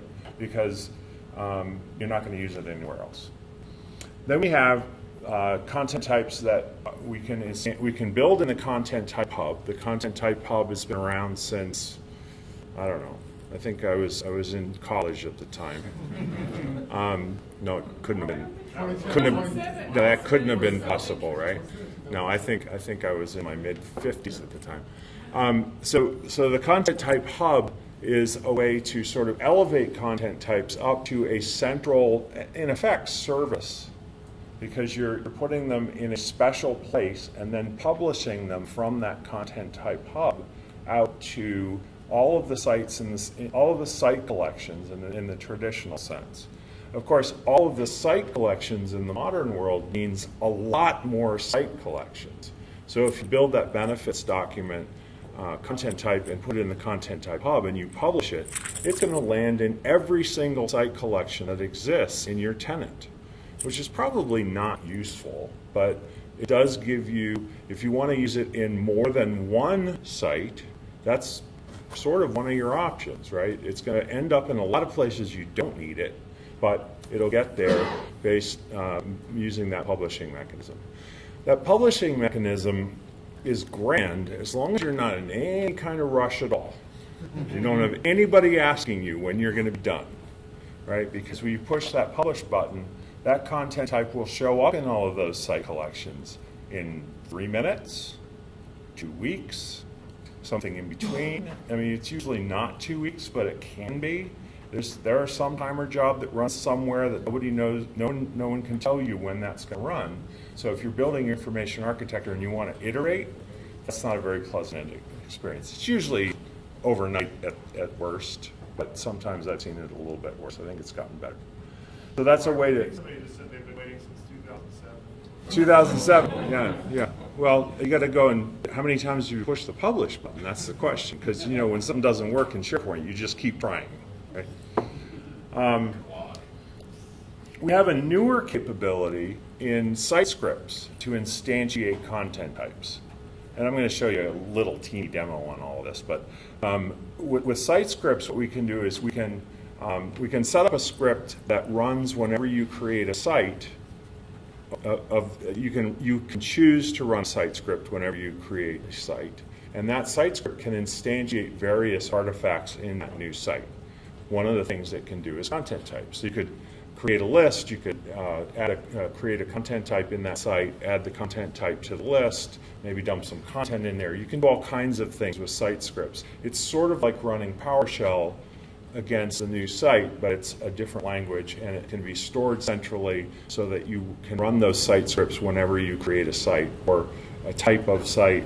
There's a lot of capability there, and I don't want to try and cover it, but the point is that you can use site scripts to instantiate content types. Is there a limit to the number you can put in there, the number of verbs? I'm sorry, the number. Is there a limit to the number of verbs you can put in from the site script? I actually don't know. I'm not sure what the limitations on site scripts are. Anybody? I think there is. Yeah. They said something early on. There was like Yeah, but can't you change max scripts? number of steps. Yeah, number of. I don't know if they've changed it. Yeah, I don't know. Well, I think that Full time out. if there's a limit on the number of verbs in a site script,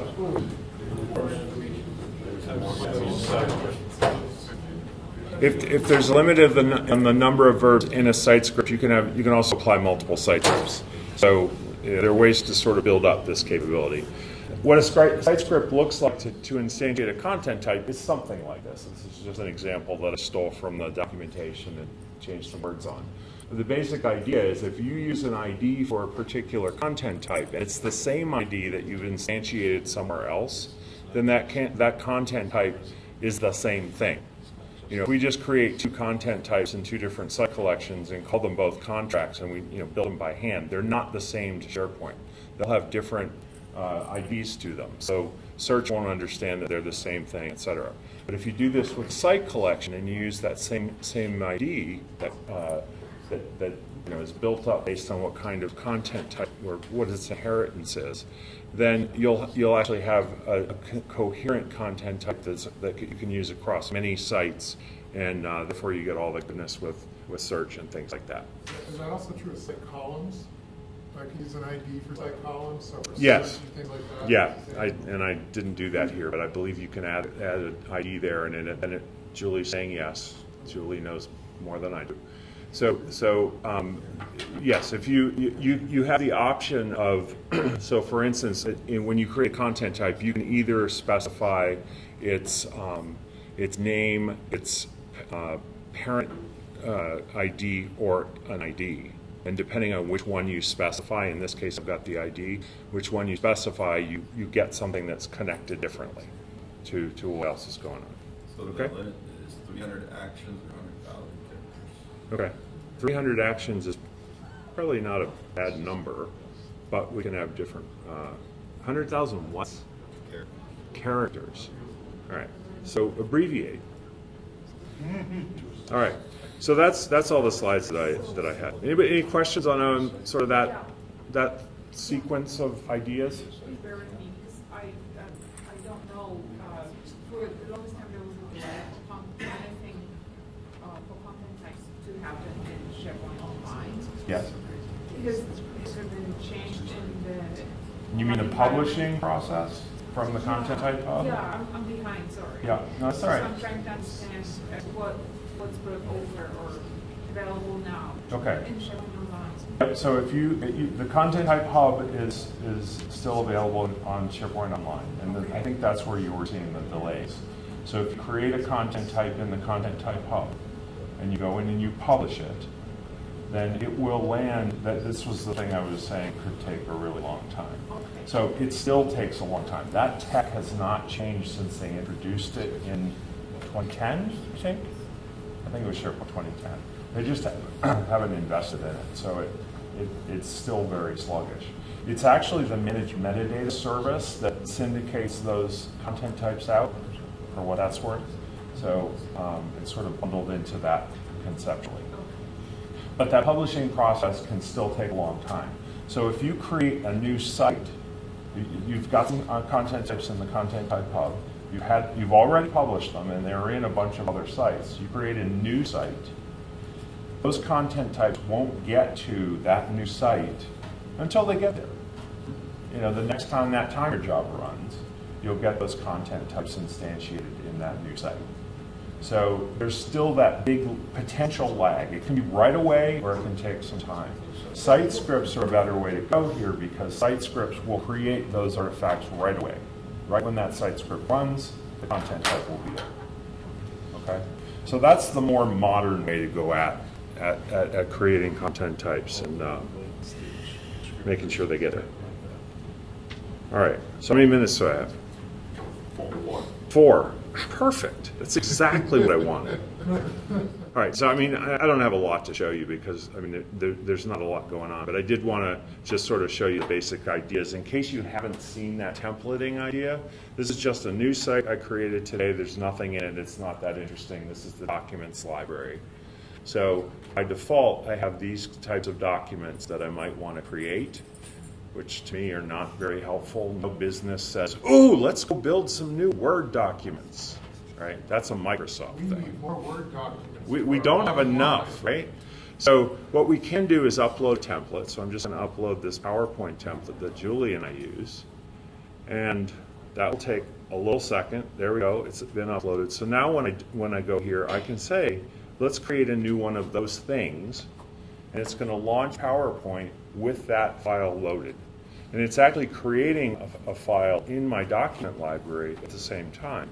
So now if I keep doing this, and this is not a bad example, this is our PowerPoint template for presentations. And I saw this earlier today too. Doesn't quite. You never use that PowerPoint again. What's that? If you never use that PowerPoint again, does it continue to show up there? Or is It's still in that, that same spot. There's the new file I just created. For some reason it gets stuck there. I think that's a bug which I should tell somebody about. But that new file that I just created with that template is based on that file that I just uploaded. Okay? So that's that sort of content type light. It doesn't have any metadata wrapped around it, no workflows, no nothing. Yep. Question for you. You mentioned at the beginning this was new, and I'm a little confused because I love this feature in on-prem and I've used it all the time. So when you said new, I was Just that user interface. so it's new to I'm fairly new to O365. Yeah. So this is new in O365. Yeah, You can still do it the old way. yes. Right. Okay. So that's new in that I didn't create a content type there, right? You didn't see me build a new content type. All I did was upload that template, and it becomes something that's available for me to build. Sorry, that was the Okay? Is the template that is the file name? Is it TM? Is that what it was? Sorry? The file got uploaded becomes This one, the one that's right? called- So if you think about all of the goodness that a content type brings you, this doesn't bring you all of that. All it brings you is the template. That's it, right? And it means that in a particular library, the next thing I would probably do is go and get rid of a bunch of these other things and say, you know, this is the presentation library because I want you to build those things, right? And then when people come here, the only thing that they can create is the stuff I wanted to create. So you see how I think of it as a light option, right? The next option is I can build a content type in this particular site. I'm in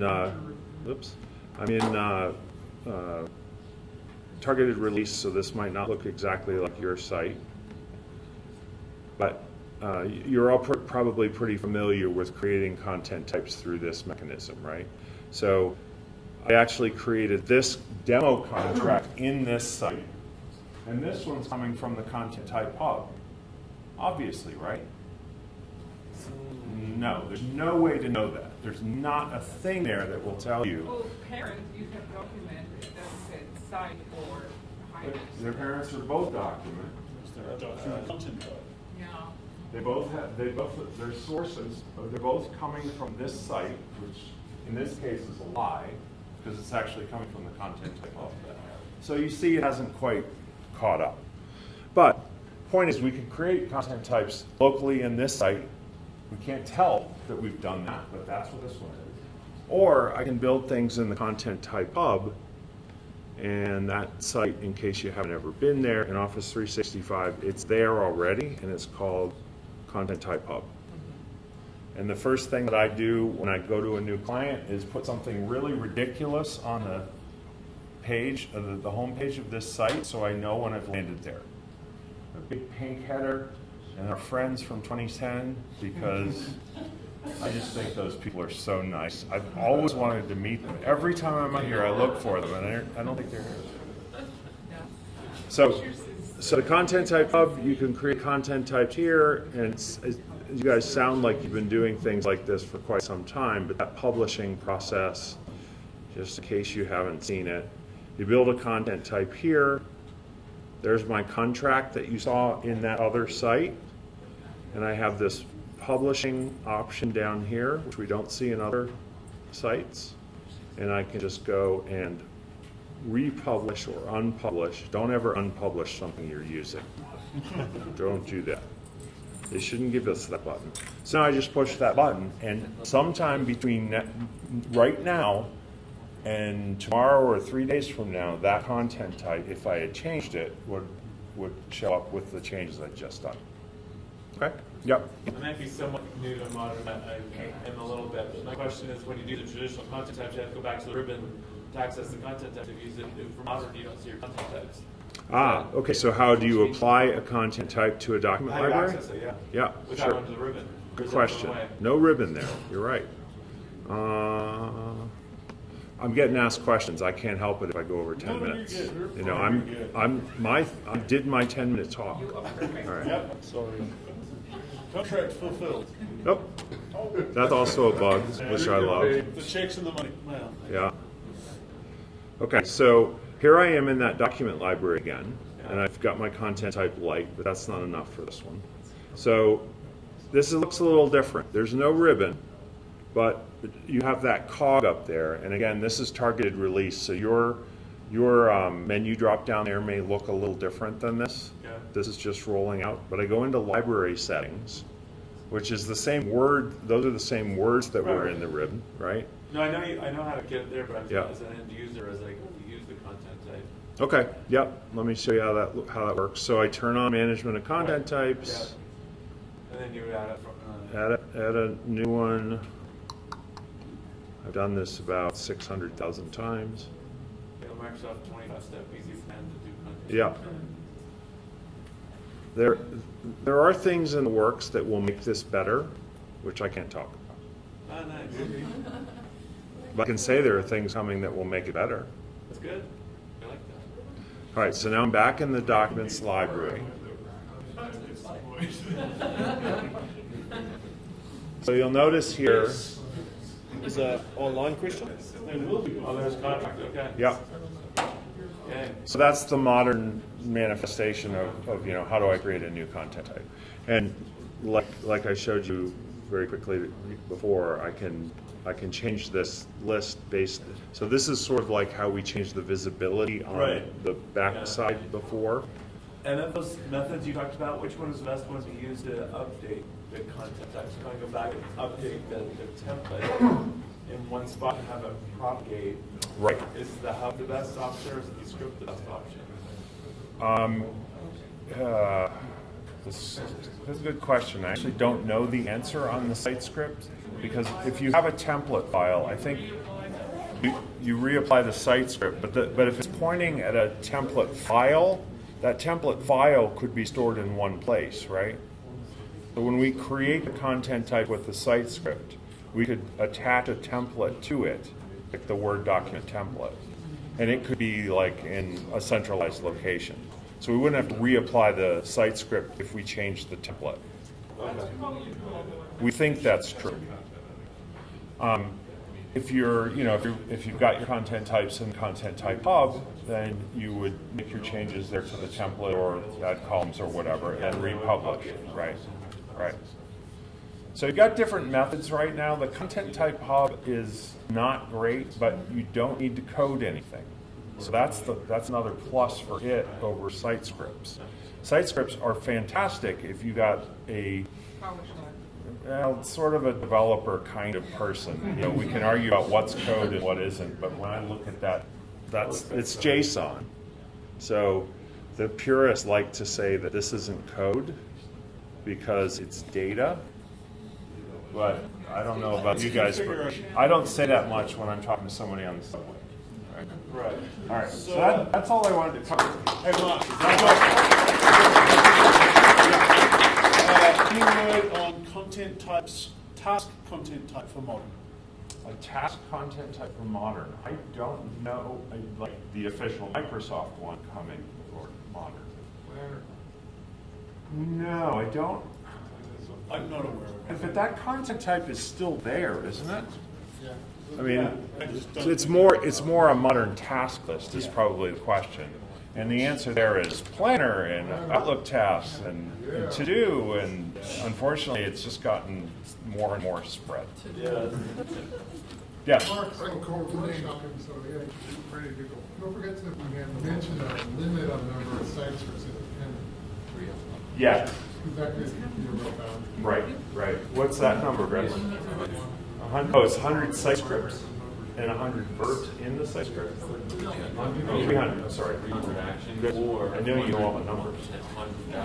Yeah, good point. So you can't just create thousands of these things, which probably makes sense. But if you create a bunch of sites, Yeah. you don't really have 100. You could run out of that number. Whenever I see a limit like that, especially early on in this functionality, I expect that number will go up. The limit to real when you're doing localization, like sites sometimes are not yet local. Right. So if you're running your own internet, you won't create local sites like I don't do that, so that's fine. I live in Europe, and thank you, man. Thank you. You like And we all speak English. No, but that's a fair point. The whole multilingual, multi-client per tenant kind of thing is a whole different ball of wax. All right, thank you.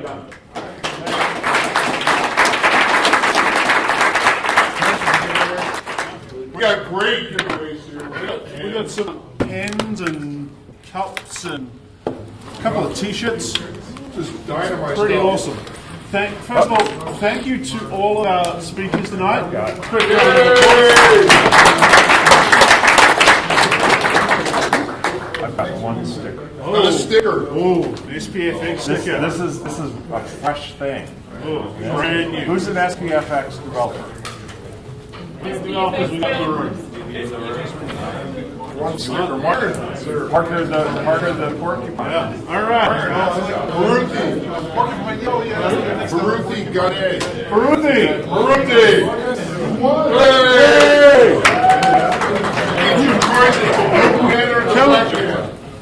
Blue pen, black pen. Yellow socks. Oh, What they were. Oh, man, I gotta go with this. Yellow socks. Yellow socks went first. Who was throwing it? Bob Francis. Bob Francis. You get the pencil. You can choose any one of the piles. You want a Pen, the Stack Exchange, SharePoint of Stack Exchange t-shirt. I got a lot of stuff. Some generic swag. Yeah, I'll take those. Hold on. I got a lot of notebook readers. All right, so we got 3. No. All right. You get Aaron Kester. You get the blue pen. You get the cup. Is that it? You get the water. The water bottle, there's a couple, few pens. I was driving to work that Saturday, so this is the intro zone. It's actually listening to the intro zone episode on a lot of meetings this morning. So it was awesome to see how you create what the links are, and then I was at the UW. I left the UW, but when I was at the UW, the anonymous was huge. I didn't have it. Yeah, it is going to be huge, especially with those larger format meetings that you want to run. But user group sessions like this, where it's just public, you want to allow people to just join and dial in, and you don't necessarily want to make it a YouTube thing. Ciao, man. See you in Vegas. No. I'm not speaking there. I'm from New Zealand, man. I've got a long way to go. Thank you. This was perfect timing because we just started looking at live events. I wanted to ask you about, you said there's a similar program that gamers use for recording screens. I wanted to ask you. Yeah, I'm in pre-sale. It's actually still in action. For basically open for 365. This is the free program called Yes. Which you will find. Try something.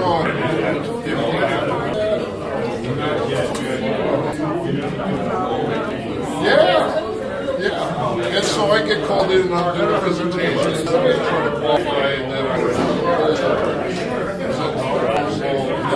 it's like a quote. I got to close this. OBS program. Yes.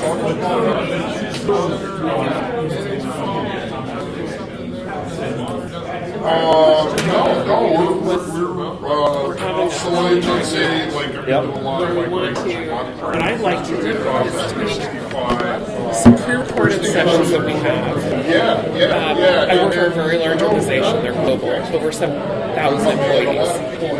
They're so pointing them to a recording has been a challenge because they just don't show it. But if we have a live session, they show it. Yeah. But because it's around the globe, we don't always have people or subject matter experts that can conduct the session. So what I'd like to do is have someone facilitate and have the recording brought up in the middle of the session, and unbeknownst to users, visitors, the session, recorded session, is playing. Like we're literally hand-holding them, comes it down, press play, and watch the recording. We're doing it instead of a hand-hold. Yeah. You mentioned being able to push a video. Yeah, but we can only do that through the stream production setup is a little more sophisticated. I didn't know if we could do that either in a Teams meeting or in a live event in Teams. Either one of those would work great for us. I wasn't sure how to do that. Let's take a look at that. Now I'll just change something here just so we can share this with the online audience as well. Oh, is the session Oh, yeah. Oh, That's all right. It's all right. Hello. Right, so we'll open up Teams on here. Just have to sign into it quickly. Nice job. Are we still recording? Yeah. Daryl was so amazing. I could not believe how incredible that demo was. You're saying that for the live audience. Well, this was very timely because we're working with a. No, I'm here to see if you need a ride home. Thank you. Do you? Yes, please. Or are you going to the Home SharePoint? to Australia. To Bellevue. Okay, great. I'm ready whenever you are. Thanks, Owen.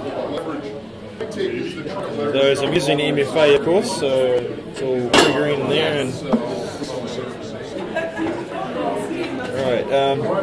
There are two types of events you can trigger from Teams. So I'll just get into Teams and show you very quickly over here.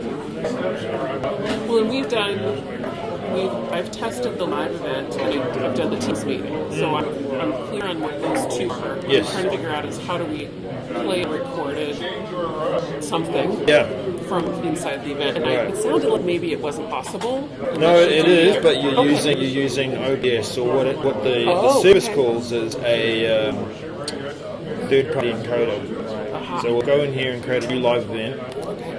We'll call this pre-recorded. He's a busy guy and he's keeping me really busy too. Time, date, etc. That's fine. Presenter, you obviously blah blah blah. And next is where we get to choose what type of event. Do we want to produce it in Teams, or do we want to use an external app or device? So we'll choose that.